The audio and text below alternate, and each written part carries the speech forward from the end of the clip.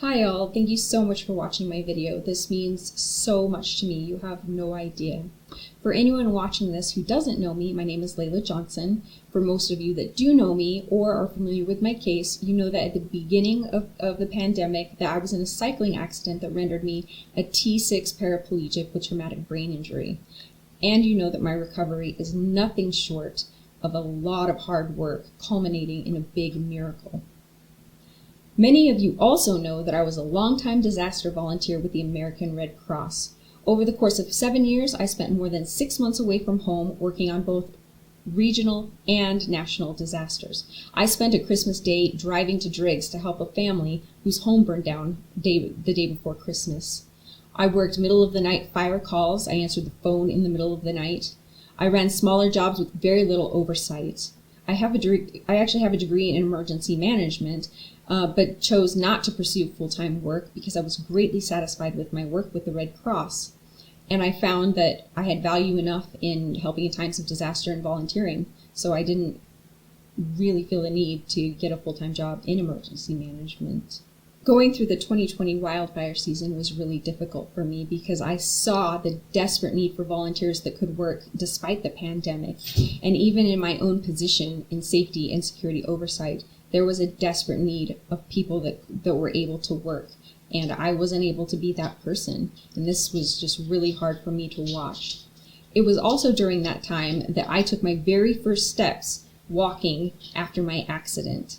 And it was during that time also that I decided that in 2021, I'm going to deploy. I'm going to be deployable despite what anything looks like right now. That is what I'm going to work for. And that is exactly what I did. What almost nobody knows is the deeply traumatic discrimination and retaliation that I experienced while on that job in Louisiana in September of 2021. In video 2, I will communicate the depths of the trauma and what exactly unfolded. But here is a brief description of what it was. I had an awesome day 1. Everything seemed normal, and then on day 2, everything fell apart. My responsibilities and personhood were just aggressively stripped bare to absolutely nothing other than a disability. I was no one else. I was just a disabled person. I was put through 6 tear-filled hours of meetings where they tried to gaslight me into choosing to take a desk job that they felt more comfortable with because they didn't want to have the disabled girl out in the field. After relentlessly defending myself and the rights that was afforded me by organization policy, they alluded to getting me kicked off the job. When my perpetrators failed to minimize or remove me from the job, they retaliated against me by issuing a baseless and completely inappropriate reprimand while I was caring for the life safety of our workforce. They couldn't kick me off the job, but they could send me home with a black eye that was completely unfounded. So after being repeatedly ignored and brushed aside, having all I could handle after being stomped on, I bit back with a few scathing emails to my perpetrators calling them out for what they did to me. And for that, I was terminated. My emails were declared harassment. The organization defines harassment as actions or conduct that are degrading, offensive, humiliating, intimidating, that create a hostile work environment, which is exactly what I endured up until my termination.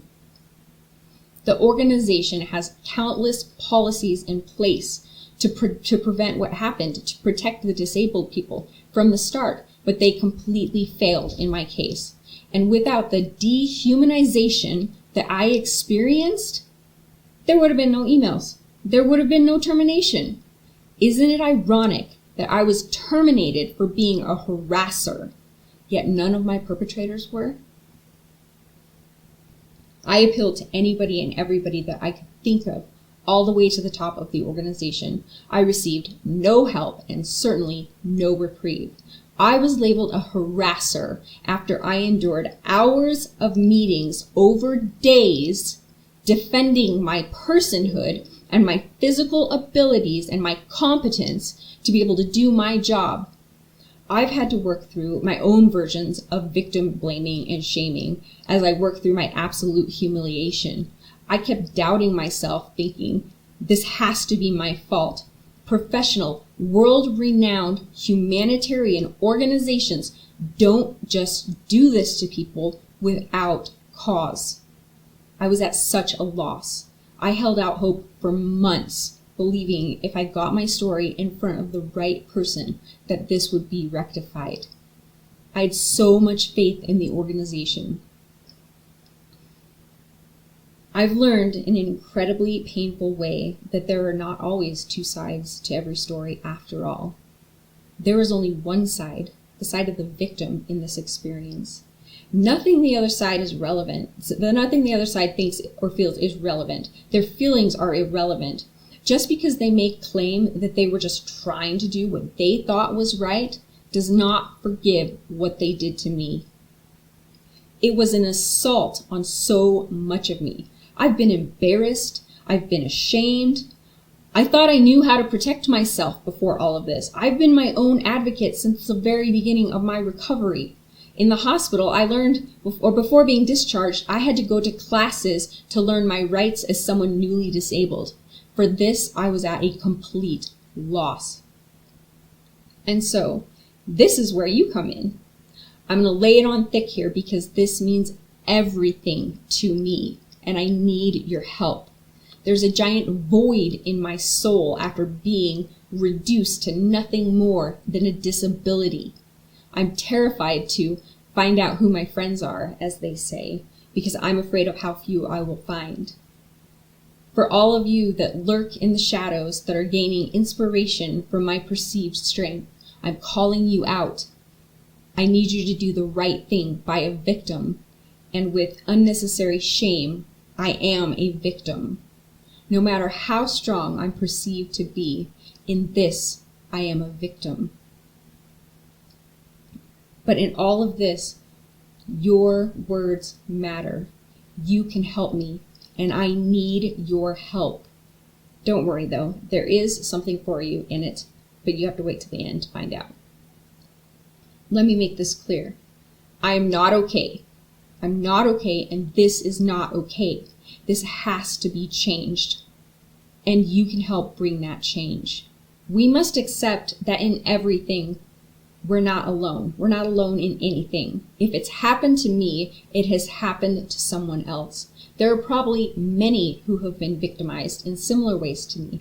I know the despair that I've experienced. I can only imagine what other people have experienced who've gone through the same situation. And such victims need to be protected. I should have been protected.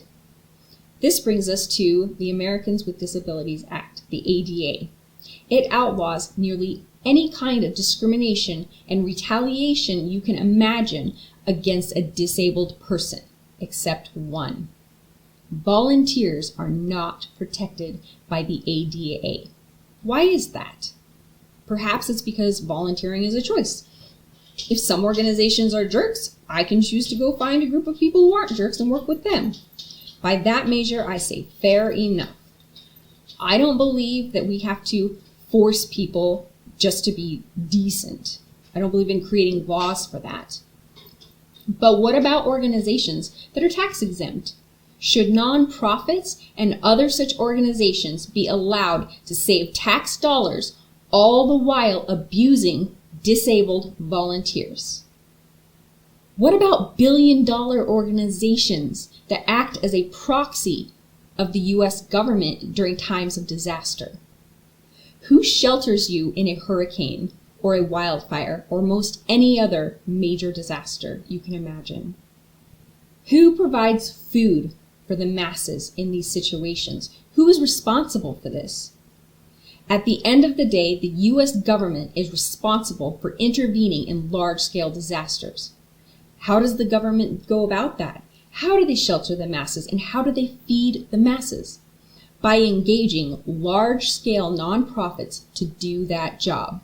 While the American Red Cross is by far the largest organization to provide food and shelter to disaster victims, there are dozens of smaller and larger, well, not larger than the Red Cross, but there's big and small organizations that are filling those and many other roles in disasters.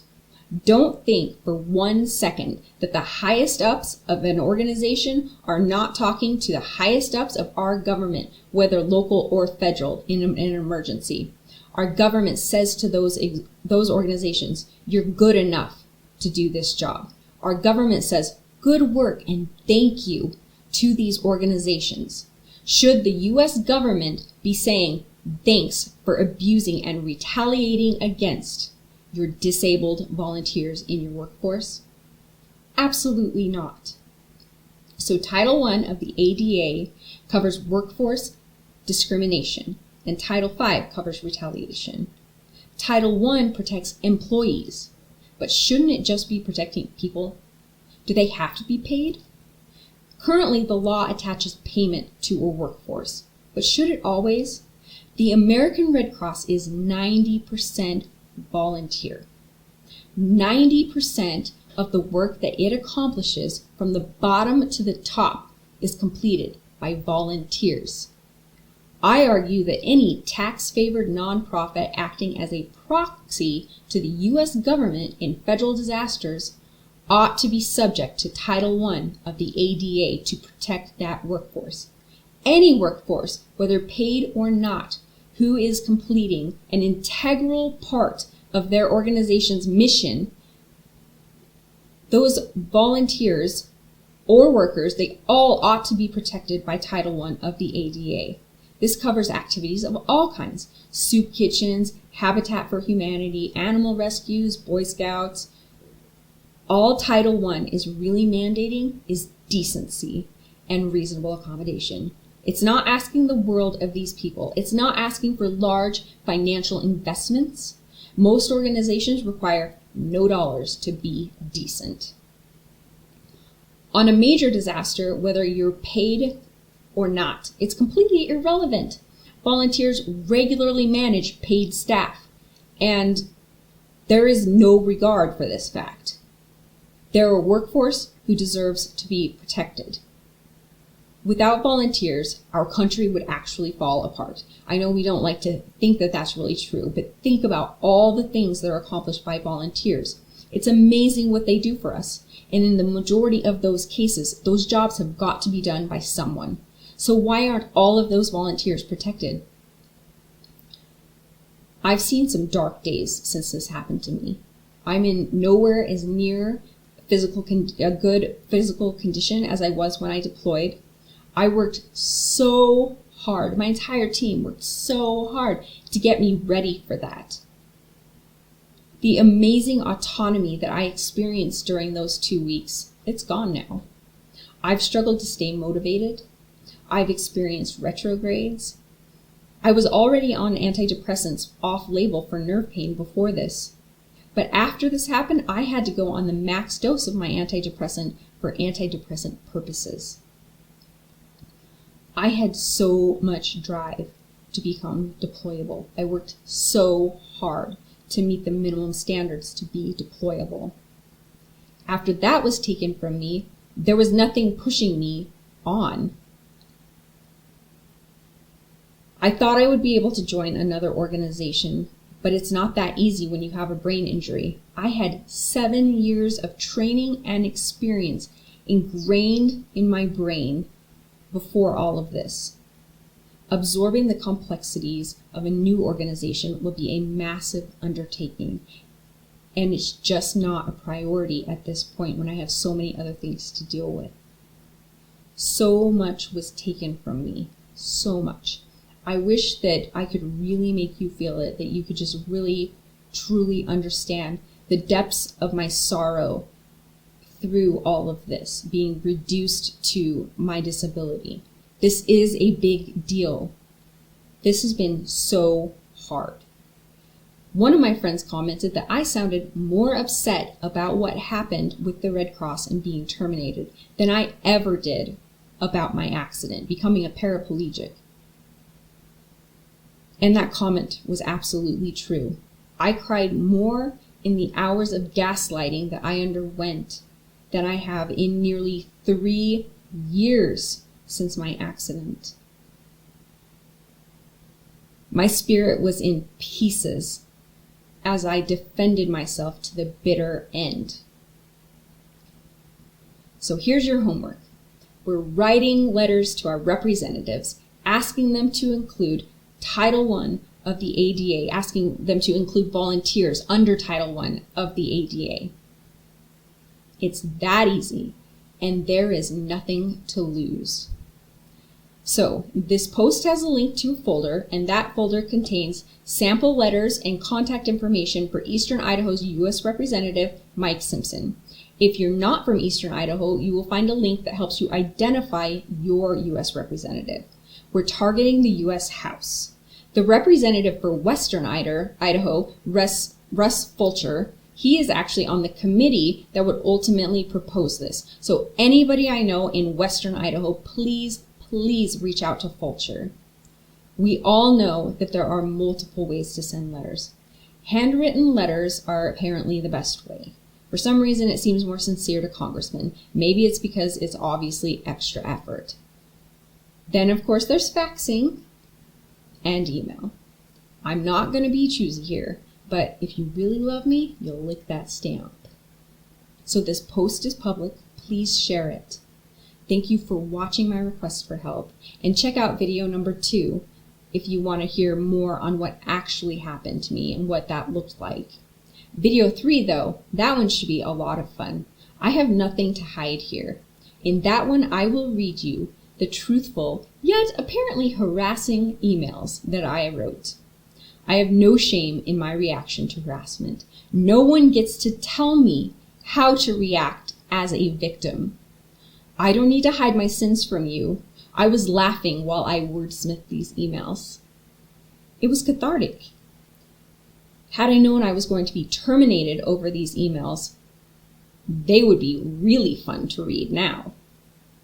So thank you again. I really appreciate it. And this means everything to me at this point. Please help me at least redeem something from what happened to me.